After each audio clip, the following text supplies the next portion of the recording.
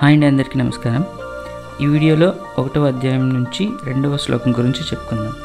దానికంటే ముందు last video గురించి మళ్ళీ ఒకసారి మాట్లాడుకుందామండి.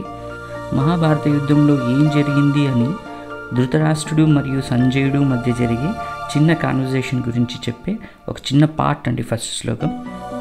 అదేంటంటే, ధృతరాష్ట్రుడు ఇలా అన్నాడు: ఓ సంజయ, నా బిడ్డలు పాండురాజు బిడ్డలు కలిసి పవిత్ర ప్రదేశమైనటువంటి కురుక్షేత్రమునకు వెళ్ళి ఏం చేశారు అని.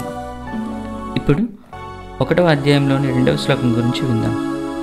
సంజయుడు ధృతరాష్ట్రుడికి రిప్లై ఇస్తూ ఇలా అంటాడు: దృష్ట్వాతు పాండవానీకం వ్యూఢం దుర్యోధనస్తదా ఆచార్యముపసంగమ్య రాజావచనమబ్రవీత్.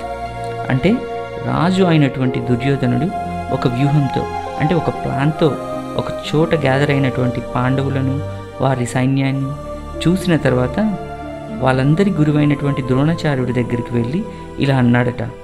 ఏమన్నాడో నెక్స్ట్ వీడియోలో తెలుసుకుందాం. థ్యాంక్ యూ అండి. అంతవరకు నమస్కారం.